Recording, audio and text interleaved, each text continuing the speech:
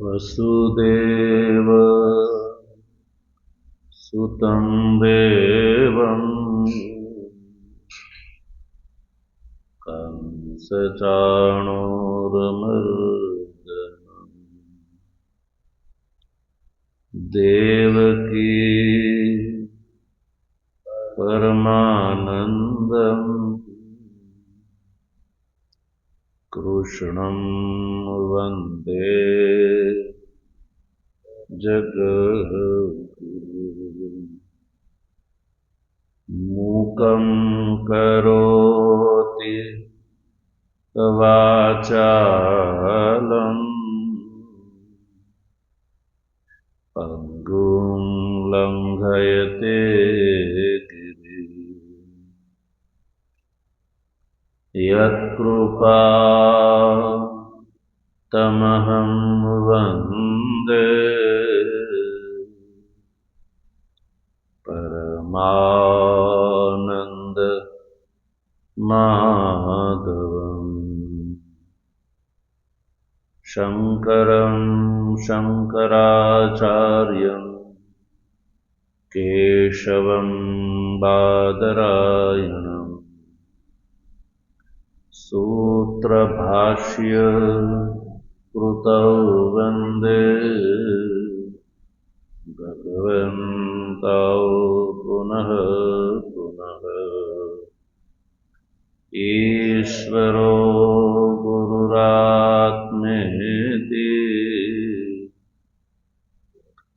मूर्तिभेद विभागिने व्योमवद्व्याप्तदेहाय दक्षिणामूर्तये नमः। ॐ शान्तिः शान्तिः शान्तिः। तत्वजिज्ञासु सज्जनों, ભગવાનની પરમાનુકંપાથી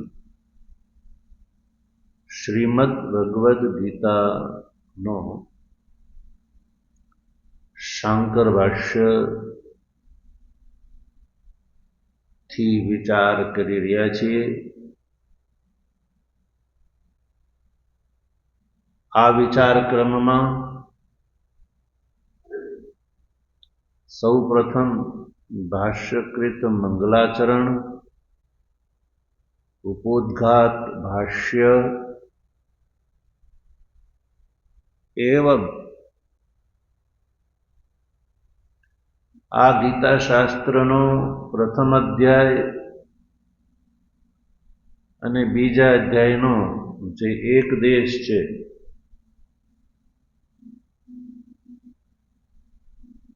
એનો આપણે વિચાર કરી ચૂક્યા।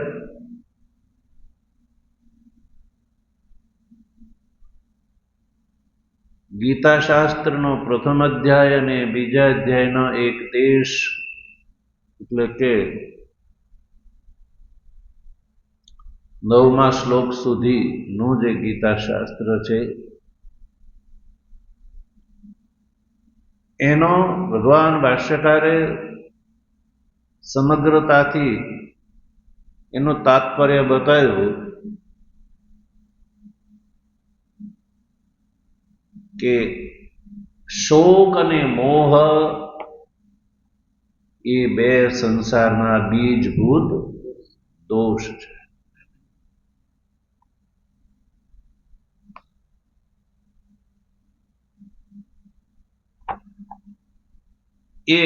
એમાં એક ગ્રંથનું તાત્પર્ય છે।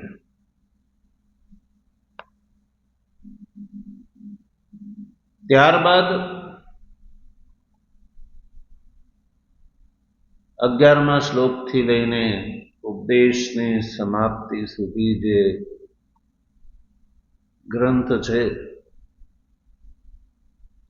એ ગ્રંથનું તાત્પર્ય હેતુ સહિત સંસારનું જે નિવર્તક જે સમ્યક જ્ઞાન એટલે કે આત્મજ્ઞાન, એ આત્મ તત્વજ્ઞાનના ઉપદેશમાં તાત્પર્ય છે. એ આપણે જાણી ચૂક્યા. અને એ આત્મજ્ઞાનનું સ્વરૂપ બતાવ્યું. સર્વકર્મ સંન્યાસ પૂર્વક આત્મજ્ઞાનથી શોક મોહાદિની નિવૃત્તિ થાય છે એ બતાવ્યું. અને એ ઉપદેશ કરવા માટે ભગવાને અર્જુનને નિમિત્ત કરી અને ઉપદેશ આપ્યો અશોચાન ઇત્યાદિથી. તો ભગવાન ભાષ્યકાર 11મા શ્લોકનું ભાષ્ય કરે એ પહેલા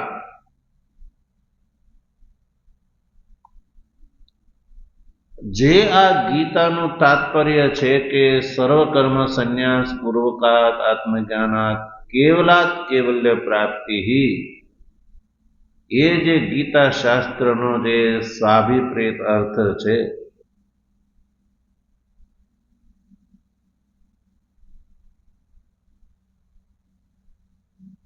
એ બતાવી ચૂક્યા ભગવાન ભાષ્યકાર.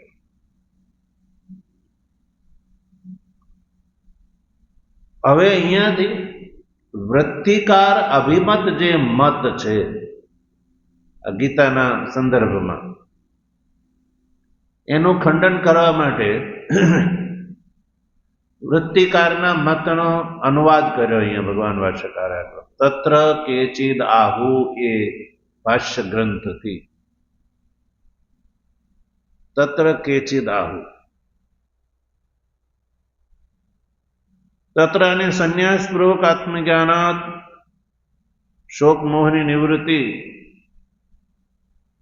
ન અન્યતઃ, બીજા કોઈ ઉપાયથી નહીં. એ જે શાસ્ત્રોનું જે નિર્ધારણ છે એ નિર્ધારણના વિષયમાં વૃત્તિકારનો વૃત્તિકાર અભિમત મત છે એ સર્વકર્મ સંન્યાસ પૂર્વકાત આત્મજ્ઞાનાત નિષ્ઠા માત્રાત કેવલાત કેવલ્યમ ન પ્રાપ્યતે.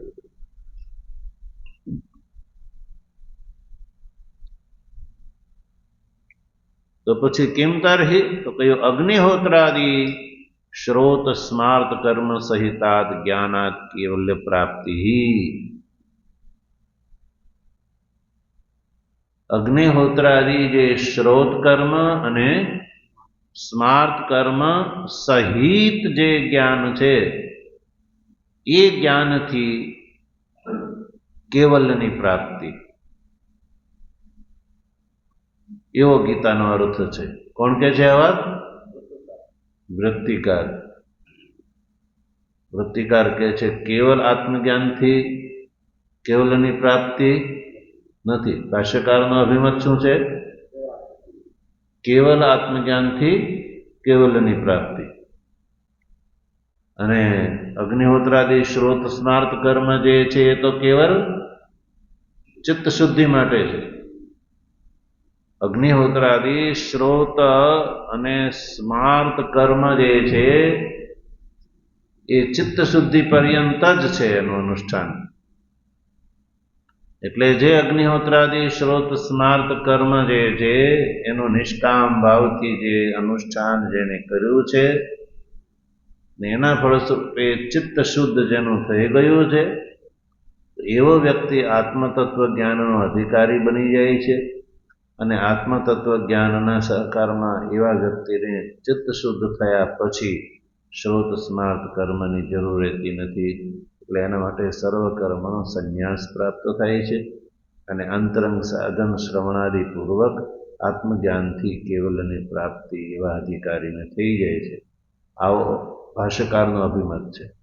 અને વૃત્તિકાર કહે છે કે અગ્નિહોત્રાદિ શ્રોત અને સ્માર્ત કર્મનો સંન્યાસ નથી કરવાનો, પણ યાવત જીવન એનું અનુષ્ઠાન કરવાનું છે.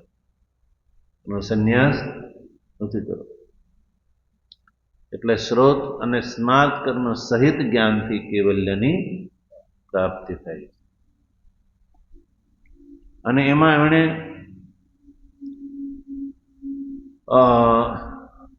પ્રમાણ વાક્ય એને બતાવ્યું પ્રાપક. ઇતિ સર્વાસુ ગીતાસુ નિશ્ચિતો અર્થ, એ વાક્યથી.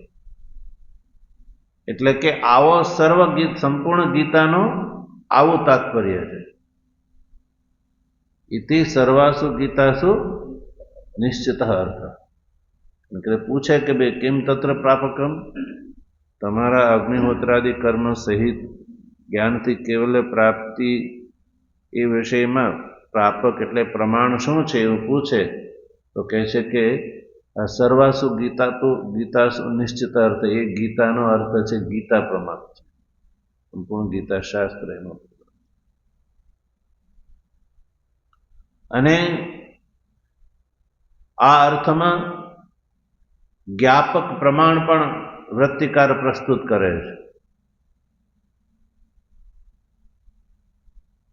કારણ કે વૃત્તિકારે જ્યારે કહ્યું કે આ ગીતા શાસ્ત્ર એ જ એમાં પ્રમાણ છે, સંપૂર્ણ ગીતાનો આ જ અર્થ છે, તો એને કોઈ કે ભાઈ ગીતા શાસ્ત્રનું પૌર્વાપર્યથી આલોચન કરવામાં આવે, ગીતા શાસ્ત્રનું પૌર્વાપર્યથી પર્યાલોચન કરવામાં આવે તો ગીતા શાસ્ત્રનો અર્થ સમુચ્ચય પરક તો નથી થતો. જો પ્રશ્ન વૃત્તિકારની સામે કોઈ ઊભો કરે તો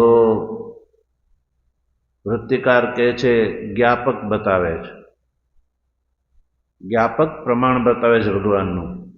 જ્ઞાપકમ ચ આહુ અસ્ય અર્થસ્ય અથ ચેત્વમિમં ધર્મ્યમ સંગ્રામમ ન કરિષ્યસી, એ જ્ઞાપક.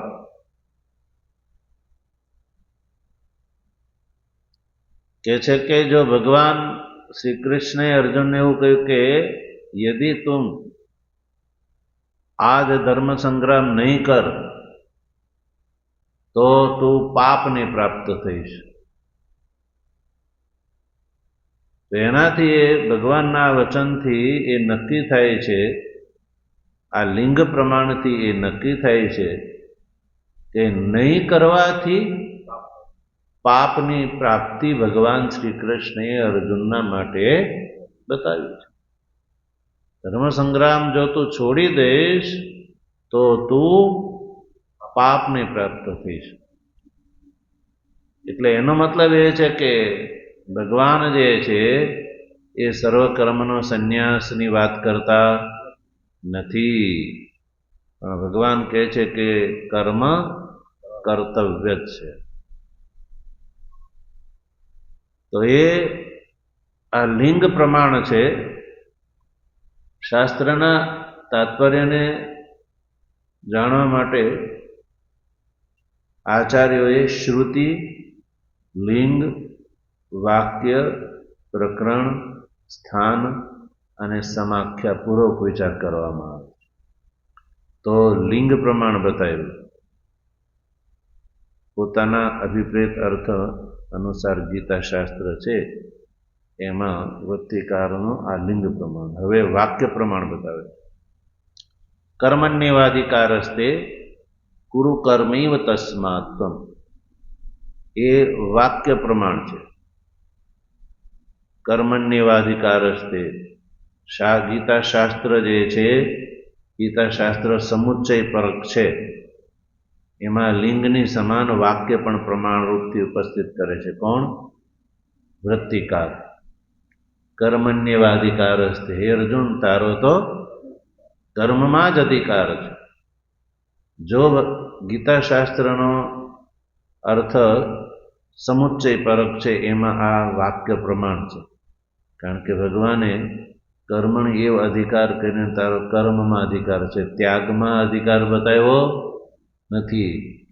નહીં તો ભગવાન એમ ન કે તારો તો સર્વ કર્મના સંન્યાસમાં અધિકાર છે એવું ના કે, પણ ભગવાને એવું નથી કહ્યું. શેમાં અધિકાર બતાવ્યો? કર્મમાં અધિકાર બતાવ્યો.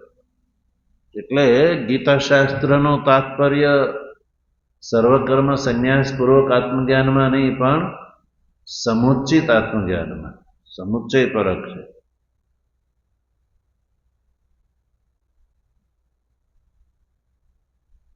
એટલે ગીતા શાસ્ત્ર સમુચ્ચય પરક છે, એમાં લિંગની જેમ વાક્ય પ્રમાણ બતાવ્યું અને એક બીજું પણ વાક્ય ઉદાહરણ રૂપથી પ્રસ્તુત કર્યું, કુરુ કર્મેવ તસ્માત્ ત્વમ, તસ્માત્ ત્વમ કર્મ એવ કુરુ, એટલે હે અર્જુન તું કર્મ જ કર. તો કર્મ કરવાનું ભગવાને અર્જુનને સ્પષ્ટ કહ્યું છે. સર્વકર્મના સંન્યાસની ભગવાને અર્જુન માટે વાત કરી નથી. એટલે ગીતા શાસ્ત્રનો આ લિંગ પ્રમાણ અને વાક્ય પ્રમાણ થી એ નક્કી થાય છે કે ગીતા શાસ્ત્રનો તાત્પર્ય સમુચ્ચય પરક છે. એવું કહે છે કોણ? વૃત્તિકાર કહે છે સમુચ્ચય પરક છે.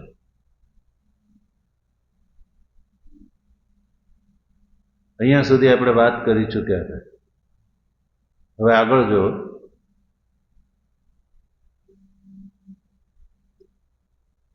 એક વચન છે ન હિંસ્યાત સર્વા ભૂતાની. શાસ્ત્રમાં એક વચન જોવા મળે છે, ન હિંસ્યાત સર્વા ભૂતાની. એ મહાભારતના શાંતિ પર્વમાં એક આ વચન જોવા મળે છે, ન હિંસ્યાત સર્વા ભૂતાની. તો હિંસા શું છે? પ્રતિષિદ્ધ છે. હિંસા પ્રતિષિદ્ધ છે. કેમ? કારણ કે હિંસા છે એ અનર્થનો હેતુ છે. શું છે? અનર્થનો હેતુ છે, એવું આ જે શાસ્ત્ર વાક્યથી અવગમન થાય છે.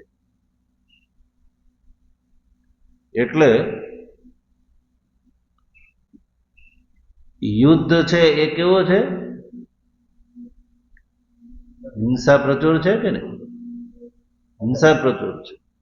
શાસ્ત્ર શું કહે છે? ન હિંસા સર્વભૂતાની. એ શાસ્ત્ર વચન શું કહે છે કે કોઈ જીવની હિંસા કરવી જોઈએ નહીં. અને યુદ્ધમાં શું થવાનું છે? હિંસા થવાની છે. તો હિંસા જે છે પ્રતિષિદ્ધ છે. હિંસા અનર્થનો હેતુ છે, એવું આ શાસ્ત્ર વાક્યથી અવગમન થાય છે. તો વિચાર કરો, તો હિંસા પ્રચુર જે યુદ્ધ છે એ તો અધર્માય, એ તો અધર્મ થયો. અનેક લોકોનો એમાં પ્રાણ ચાલ્યો જશે.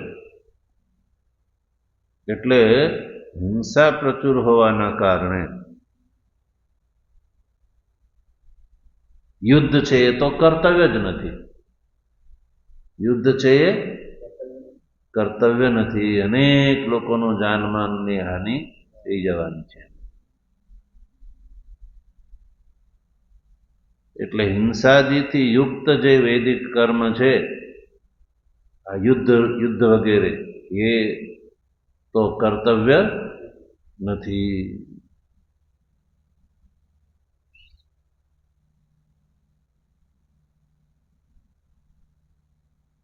એટલે એનું અનુષ્ઠાન જે છે એ તો અધર્મનું કારણ છે. વૈદિક કર્મ જે યુદ્ધ છે એ હિંસા પ્રચુર હોવાથી એનું અનુષ્ઠાન છે એ તો અધર્મનું કારણ છે. તો આવું કોઈ વૃત્તિકારની સામે પ્રશ્ન ઉભો કરે કે હિંસાદી પ્રચુર જે યુદ્ધ છે એ તો આ ન હિંસા સર્વભૂતાની એ શાસ્ત્ર વચન અનુસાર અધર્મનું કારણ છે.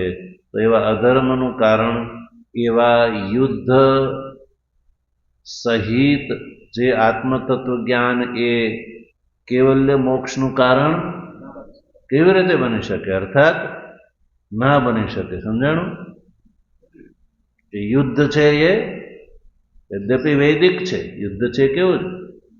વૈદિક છે. તો વૈદિક હોવા છતાં હિંસા પ્રચુર હોવાથી એ છે અધર્મનું કારણ છે. એટલે એનું અનુષ્ઠાન શક્ય નથી. એટલે એવા જે છે એ હિંસા પ્રચુર જે વૈદિક યુદ્ધાદિ જે છે એ મોક્ષમાં યા જ્ઞાન, મોક્ષનું કારણભૂત જે જ્ઞાન છે એની સાથે એનો સમુચ્ચય હોઈ શકે. મોક્ષ માટે થઈને એને જ્ઞાનની સાથે આવા જે યુદ્ધાદિ કર્મનો સમુચ્ચય સંભવ નથી. આવો એક મત છે, સાંખ્ય મત છે. કેવો મત છે? આ સાંખ્ય મત છે. આપણે ત્યાં 6 દર્શનનો વિકાસ થયો. યદ્યપિ 12 દર્શન સમજો, તો 12 દર્શનોમાં 6 દર્શન આસ્તિક છે અને 6 દર્શન નાસ્તિક છે. એટલે નાસ્તિકની તો આપણે કોઈ ચર્ચા કરવી નથી. પણ 6 આસ્તિક દર્શન છે, એમાં ન્યાય, વૈશેષિક, સાંખ્ય, યોગ, પૂર્વ મીમાંસા અને ઉત્તર મીમાંસા, આ 6 શાસ્ત્ર, 6 દર્શન માનવામાં આવે છે. ષડદર્શન માનવામાં આવે. તો 6 દર્શનમાં એક દર્શન છે સાંખ્ય દર્શન, જેના આચાર્ય છે મહર્ષિ કપિલ. એ મહર્ષિ કપિલ પ્રણિત જે સાંખ્ય દર્શન છે, એ સાંખ્ય દર્શનનો સિદ્ધાંત એવો છે કે વૈદિક કર્મ જે છે એ હિંસા પ્રચુર છે. વૈદિક કર્મ હિંસા પ્રચુર છે.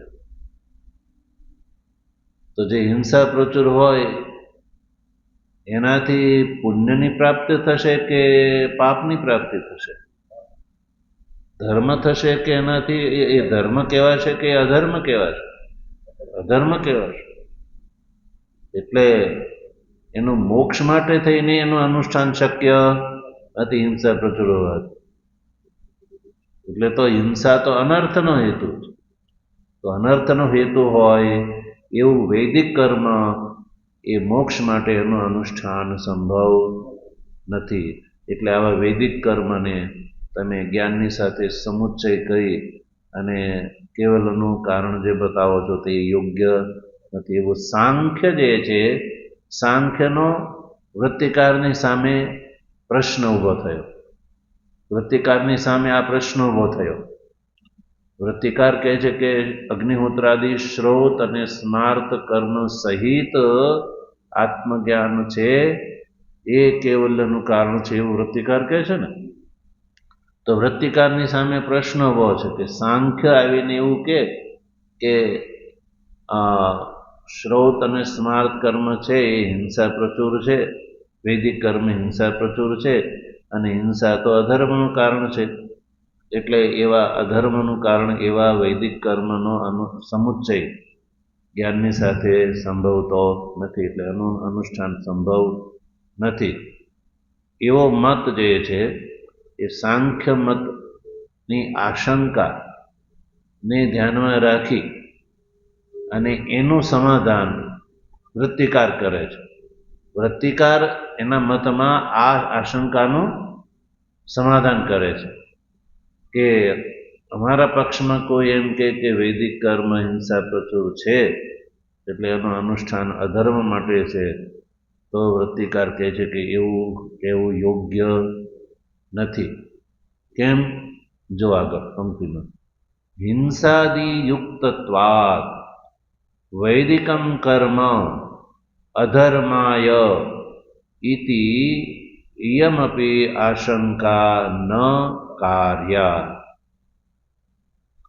વૃત્તિકાર કહે છે, વૃત્તિકારનો મત છે કે હિંસાદિ યુક્તત્વાત વૈદિકમ કર્મ અધર્માય, એવું યદિ સાંખ્યનું માનવું છે, સાંખ્ય મત એવું કે અધર્માય વૈદિકમ કર્મ, હિંસાદિ પ્રચુર હોવાથી વૈદિકમ કર્મ અધર્માય એવી આશંકા યદિ કોઈ કરે તો વૃત્તિકાર કહે છે કે ન કાર્ય, એવી આશંકા કરવા યોગ્ય નથી. કેમ? ઉત્તર આપે છે, આ પ્રશ્નનો ઉત્તર આપે છે. કથમ કોઈ એમ કે કેમ ભાઈ નહીં કરવી જોઈએ? તો કે છે ક્ષાત્રમ કર્મ યુદ્ધ લક્ષણમ ગુરુ ભ્રાતૃ પુત્રાદિ હિંસા લક્ષણમ અત્યંત ક્રૂરમપી સધર્મ ઇતિ કૃત્વા ન અધર્માય. વૃત્તિકાર કહે છે કે આ જે વૈદિક કર્મ, જે યુદ્ધ લક્ષણ જે કર્મ છે એ અધર્માય, અધર્મ માટે નથી, અધર્મનું કારણ નથી પણ ધર્મનું કારણ છે. સાંખ્ય શું કહે છે? યુદ્ધ છે એ અધર્મનું કારણ છે, કારણ કે હિંસા પ્રચુર છે અને હિંસા પ્રચુર હોવાથી હિંસા તો નિષિદ્ધ છે અને નિષિદ્ધનું આચરણ છે એ અધર્મનું કારણ છે, પાપનું કારણ છે. તો આવા યુદ્ધ લક્ષણ, હિંસા પ્રચુર યુદ્ધનો આત્મતત્વજ્ઞાનની સાથે સમુચ્ચય જે છે એ સંભવ નથી, એવો જે સાંખ્ય મત હતો કે નહીં, એનું સમાધાન કર્યું વૃત્તિકારે કે યુદ્ધ છે એ ક્ષાત્રમ કર્મ, ક્ષાત્રમ એટલે ક્ષત્રિયનું કર્મ છે. યુદ્ધ લક્ષણમ, યુદ્ધ એ ક્ષત્રિયનું સ્વધર્મ છે. સ્વધર્મ છે એ માનીને ન અધર્માય, એટલે એ અધર્મનું કારણ નથી.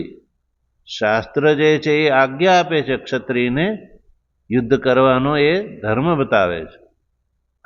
પણ યુદ્ધની અંદર તો એમાંય ચાલો સામાન્ય યુદ્ધ, પણ આ જે યુદ્ધ છે, આજે મહાભારતનું જે વર્તમાન યુદ્ધ છે જેની સંદર્ભમાં આ ભગવાન ચર્ચા કરી રહ્યા છે અર્જુનને, તો એમાં તો ગુરુ ભ્રાતૃ પુત્રાદિ હિંસા લક્ષણમ, એમાં કોની હિંસા થવાની છે?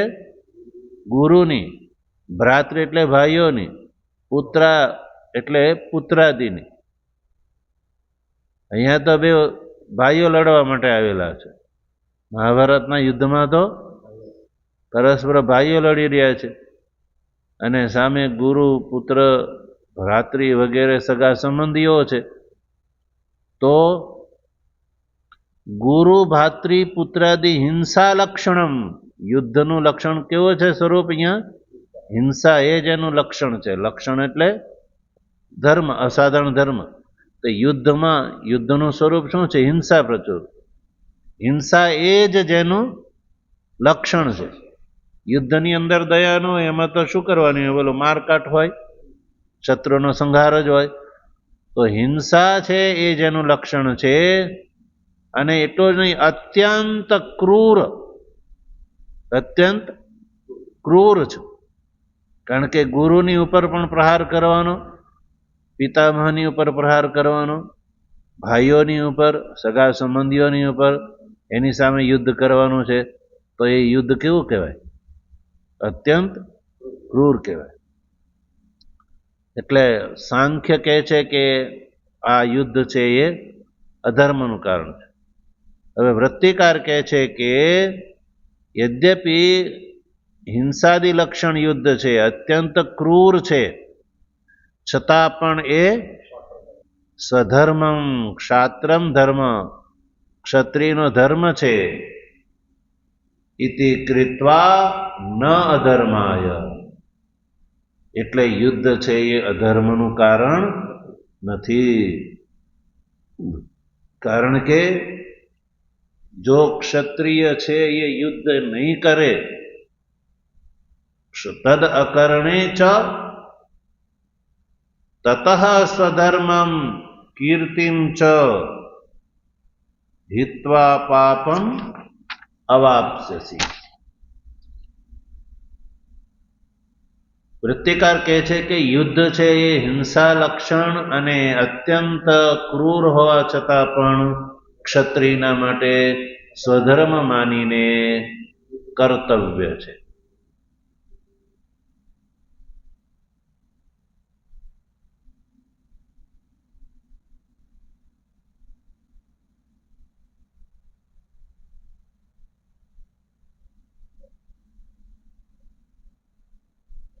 કારણ કે યુદ્ધ ન કરવામાં આવે તો ક્ષત્રિયને માટે એ પ્રત્યવાયનું કારણ બની જાય છે. પ્રત્યવાય એટલે દોષનું કારણ બની જાય છે. એટલે યુદ્ધ છે એ ક્ષત્રિયના માટે થઈને નિત્ય હોવાથી અવશ્ય કર્તવ્ય છે.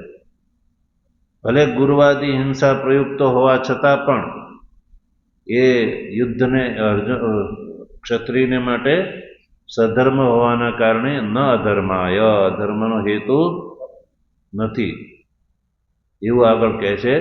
બલકે નહીં કરવાથી દોષ લાગે છે, કરવાથી નહીં પણ નહીં કરવાથી. જો તદ અકર્ણે ચ, યદિ ક્ષત્રિય છે યુદ્ધ ન કરે તો અકર્ણે, અકર્ણે એટલે નહીં કરવાથી ભગવાને દોષ બતાવ્યો છે. ભગવાને અર્જુનને કહ્યું છે કે અર્જુન યદિ તું યુદ્ધ નહીં કર તો તું દોષનો ભાગીદાર થઈશ. શું ભગવાને કહ્યું છે? તતઃ સ્વધર્મમ કીર્તિમ ચ હિત્વા પાપમ અવાપ્સ્યસી. બીજા અધ્યાયના 33મા શ્લોકમાં ભગવાને આવું કહ્યું છે કે હે અર્જુન, તું યદિ સ્વધર્મનું આચરણ નહીં કર, તું આ યુદ્ધ નહીં કર, તો એક તો તારો સ્વધર્મ જે છે એ છૂટી જશે, સ્વધર્મથી તું રહિત થઈશ, અને એટલો સ્વધર્મનો પરિત્યાગ થશે એટલે તને દોષ લાગશે. એટલું જ નહીં પણ કીર્તિમ ચ હિત્વા, તો તું કીર્તિ જે છે એ પણ તારી જતી રહેશે.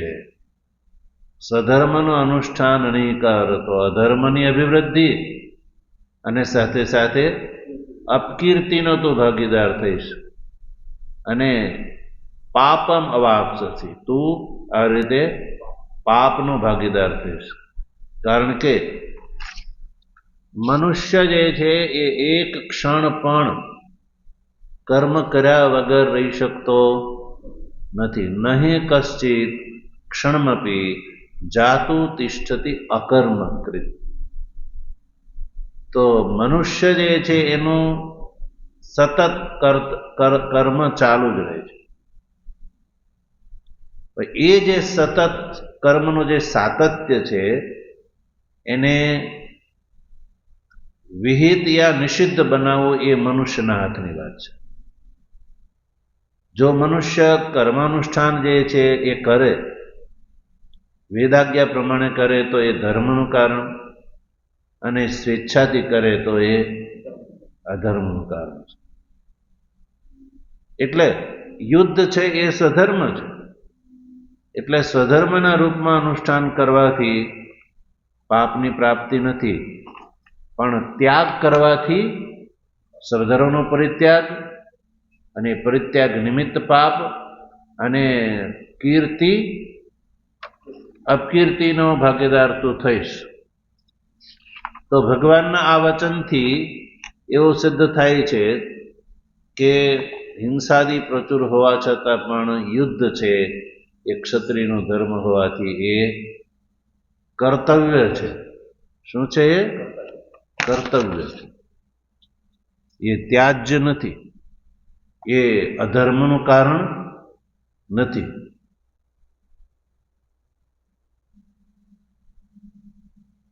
એટલે જે સાંખ્ય મતમાં કહ્યું ને હિંસાદિ યુક્તત્વાદ વૈદિકમ કર્મ અધર્માય ઇતિ, એ આશંકાનો ઉત્તર વૃત્તિકારે પોતાના મતમાં સમર્થનમાં આપી દીધું.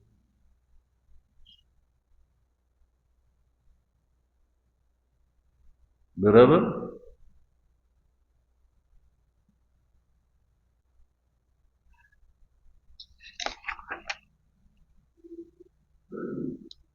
તો તથા સ્વધર્મ કીર્તિમ ચ હિત્વા પાપમ અવાપ્સ્યસી ઇતિ બ્રુવતા. ઇતિ બ્રુવતા એટલે એવું કહેતા. ભગવાને શું કહ્યું છે એનાથી?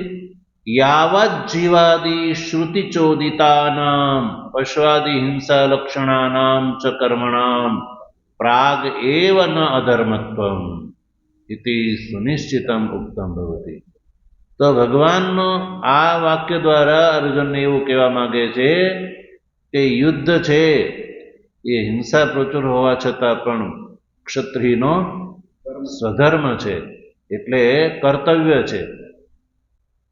એટલે યાવત જીવાદી જે શ્રુતિ વાક્ય છે, યાવત જીવમ અગ્નિહોત્રમ જુહ્યાત ઇત્યાદિ શ્રુતિ વાક્યો વૃત્તિકાર કહે છે કે યાવત જીવાદી શ્રુતિ ચોદિતાનામ, એટલે યાવત જીવમ અગ્નિહોત્રમ જુહ્યાત એવા શ્રુતિ વાક્ય એવું કહે છે કે મનુષ્ય જ્યાં સુધી જીવન રહે ત્યાં સુધી કર્માનુષ્ઠાન કર્તવ્ય છે. યાવત જીવન એટલે જ્યાં સુધી જીવન રહે ત્યાં સુધી કર્મ કર્તવ્ય છે. તો આ જે યાવત જીવન જે શ્રુતિ છે, યાવત જીવન શ્રુતિ એ શું કહે છે કે કર્મ તો જ્યાં સુધી જીવન રહે ત્યાં સુધી કર્તવ્ય છે.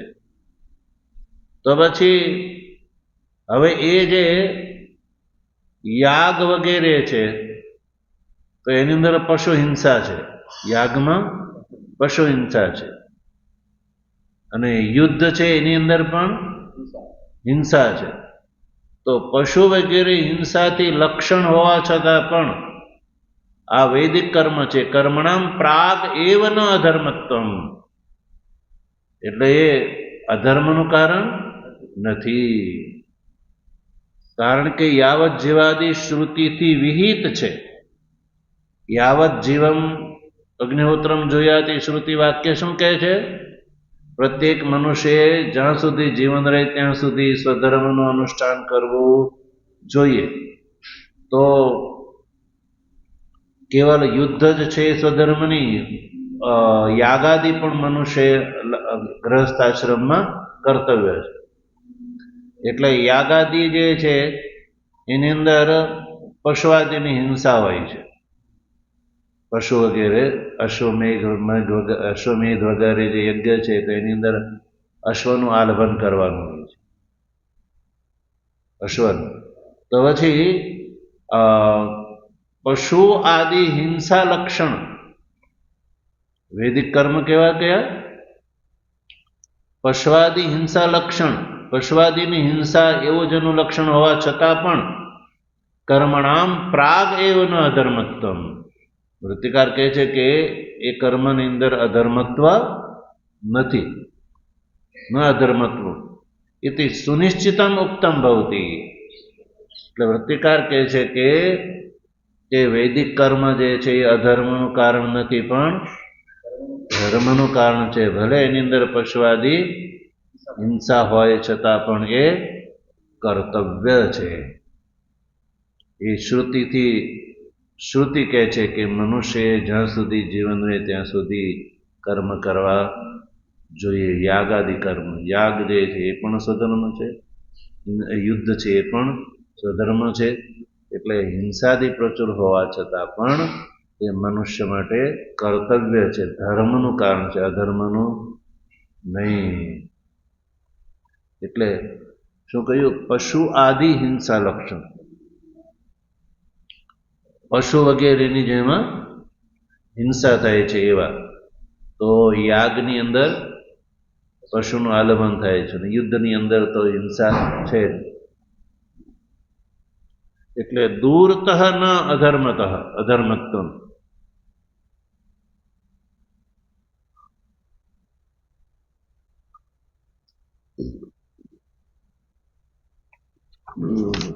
સમજાઈ ગઈ પંક્તિ? તો આચાર્યદીની હિંસા ને કારણે એ શું છે?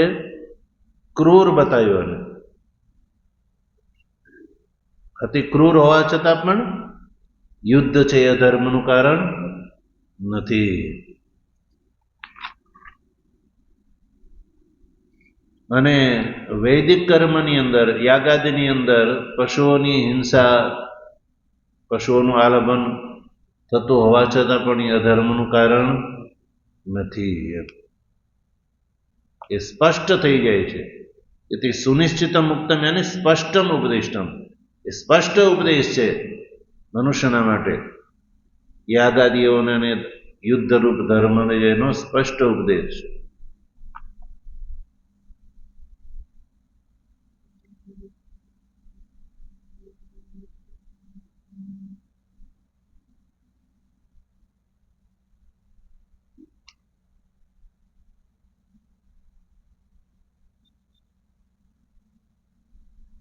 એટલે ન અધર્મત્વમ ઇતિ સુનિશ્ચિતમ ઉક્તમ ભવતી, એ સ્પષ્ટ છે, એમાં ક્યાંય કોઈ સંદેહની વાત નથી. એટલે યજ્ઞ વગેરે અને યુદ્ધ વગેરે એ અવશ્ય જ્યાં સુધી જીવન રહે ત્યાં સુધી કર્તવ્ય છે. એટલે કર્મના ત્યાગની વેદોમાં ક્યાંય વાત નથી, એવું વૃત્તિકાર કહે છે. એટલે આ જે અગ્નિહોત્રાદિ શ્રોત સ્માર્ત કર્મ છે એ કર્મનું પણ અનુષ્ઠાન કર્તવ્ય છે, અને સાથે સાથે એ કર્તવ્ય અગ્નિહોત્રાદિ શ્રોત સ્માર્ત કર્મ સહિત આત્મતત્વનું જ્ઞાન છે એ જે છે કેવલ મોક્ષનું કારણ છે, પણ કર્મનો ત્યાગ નહીં. એ મત છે વૃત્તિકાર. વૃત્તિકાર અભિમત મત છે એનું ખંડન કરવાનું છે. એટલે ભગવાન ભાષ્યકારે એના મતનું અહીંયા ઉપસ્થાપન કર્યું. વૃત્તિકારના મતનું અહીંયા ઉપસ્થાપન કર્યું. એટલે વૃત્તિકારનો મત થયો કે અગ્નિહોત્રાદિ શ્રોત સ્માર્ત કર્મ સહિત આત્મતત્વ જ્ઞાન છે એ કેવલનું કારણ છે. કેવલ આત્મતત્વ જ્ઞાન નહીં. ભાષ્યકારનો અભિમત શું છે? કેવલ સર્વકર્મ સંન્યાસ પૂર્વક આત્મતત્વ જ્ઞાન કેવલનું કારણ છે. વૃત્તિકાર શું કહે છે? અગ્નિહોત્રાદિ શ્રોત સ્માર્ત કર્મ સહિત આત્મતત્વ જ્ઞાન કેવલ્યનું કારણ છે. એટલે ભાષ્યકારે ગીતાનો અર્થ જે છે એ સ્પષ્ટ કરવા માટે વૃત્તિકારના મતનો અહીંયા ઉલ્લેખ કર્યો, અને હવે અહીંયાથી વૃત્તિકારના મતનો ભગવાન ભાષ્યકાર એની અંદર દોષ દેખાડશે, ખંડન કરશે કે વૃત્તિકારનું માનવું છે એ ગલત છે, તદ અસત અસત ઇત્યાદિ કહી અને હેતુ ઉપસ્થિત કરશે. ઓમ વસુદેવ સુતં દેવં કંસચાણૂરમર્દનમ દેવકી પરમાનંદમ કૃષ્ણં વંદે જગદ્ગુરુ. મૂકં કરોતિ વાચાલં પંગું લંઘયતે ગિરિં યત્કૃપાતમહં વંદે પરમાનંદમાધવં. શંકરં શંકરાચાર્યં કેશવં બાદરાયણં સૂત્રભાષ્યકૃતૌ વંદે ભગવन्तौ પુનઃ પુનઃ. ઈશ્વરો ગુરુરાત્મેતિ મૂર્તિભેદવિભાગિને વ્યોમવદ્વ્યાપ્તદેહાય દક્ષિણામૂર્તયે નમઃ. ઓમ શાંતિ શાંતિ શાંતિ. સદગુરુદેવ સ્વામી મહારાજની જય. સનાતન ધર્મની જય. આચાર્ય ગુરુ શુક્રાચાર્ય